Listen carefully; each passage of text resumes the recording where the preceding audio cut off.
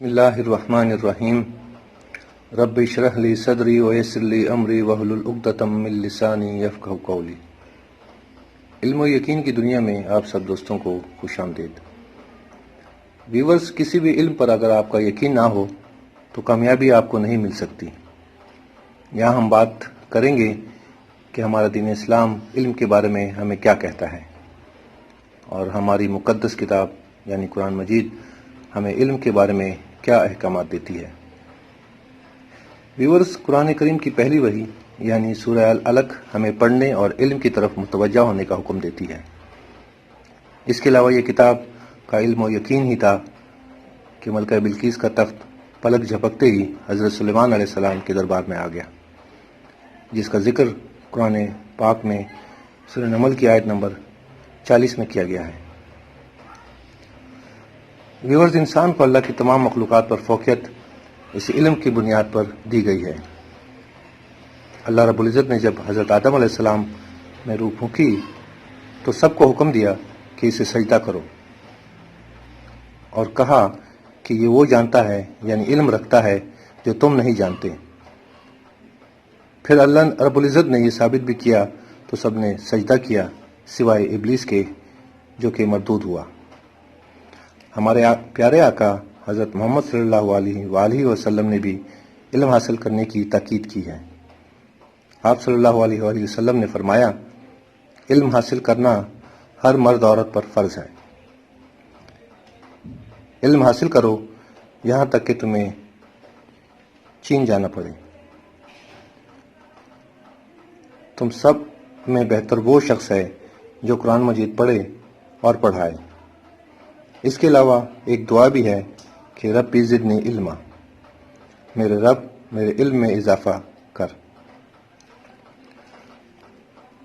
دوستو، آج کل اگر آپ پوری دنیا پر نظر ڈالیں تو آپ دیکھیں گے کہ معیشت کا پہیہ چلنے کے لیے جو بیسک نیڈ ہے وہ تیل ہے، اور تیل کے ذخائر سعودی عرب، ایران، عراق میں سب سے زیادہ پائے جاتے ہیں، جو کہ مسلم ممالک ہیں۔ اس کے علاوہ اگر آپ کرنسی کی بات کریں تو کویت اور بحرین کی کرنسی بالترتیب پہلے اور دوسرے نمبر پر ہے، مگر وہ کہتے ہیں نا کہ نالج از پاور، علم ایک طاقت ہے۔ تیل کو ریفائن کرنے کے لیے جو ریفائنریز ہیں وہ سب امریکہ اور برطانیہ کی ہیں۔ ویورز، علم کی سب سے بڑی مثال ہمارا پیارا ملک پاکستان ہے، جو کہ تمام اسلامی ممالک میں واحد ایٹمی پاور ہے، اور اس علم کی بنیاد پر ہی دشمن ہمیں میلی آنکھ سے نہیں دیکھ سکتا، اور جب کبھی بھی شرارت کرنے کی کوشش کی ہے تو منہ کی کھائی ہے۔ اس کی زندہ مثال فروری 2019 کی ہے، جب ہمارے شاہینوں نے انڈیا کے پائلٹ کو سرنڈر کرنے پر مجبور کر دیا۔ دوستو، یہ ساری باتیں کرنے کا ایک مقصد ہے، اور وہ مقصد یہ ہے کہ ہم آپ کو اور آپ کے ذہن کو ایک ایسے علم کی طرف متوجہ کریں جو سچا ہے اور کمپلیٹ بھی ہے، کیمسٹری کے پیریوڈک ٹیبل کی طرح انکمپلیٹ نہیں ہے۔ دوستو، قرآن پاک میں صرف دوسری قوموں کے واقعات اور زندگی گزارنے کا ہنر ہی نہیں، بلکہ یہ ایک علم کا سمندر ہے۔ جیسا کہ میں نے شروع میں عرض کیا کہ ملکہ بلقیس کا تخت پلک جھپکتے ہی حضرت سلیمان علیہ السلام کے دربار میں آ گیا۔ وہ کون لایا؟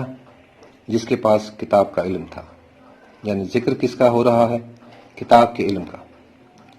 تو دوستو، ہماری یہ کتاب یعنی قرآن پاک بھی ایک مقدس کتاب ہے، جس کو پڑھ کر اور سمجھ کر ہم ایک وسیع علم کے مالک ہو سکتے ہیں۔ اللہ رب العزت قرآن پاک کی سورہ نمل کی آیت نمبر 65 میں فرماتے ہیں کہ زمین اور آسمانوں میں غیب یعنی پوشیدہ علم اللہ کے سوا کوئی نہیں جانتا۔ پھر اسی سورت کی آیت نمبر 75 میں اللہ رب العزت فرماتے ہیں کہ زمین اور آسمانوں میں کوئی غیب یعنی پوشیدہ چیز ایسی نہیں ہے کہ جس کا ذکر اس کتاب میں نہ کیا گیا ہو۔ اب تو دوستو آپ سمجھ گئے ہوں گے اس کتاب کی اہمیت۔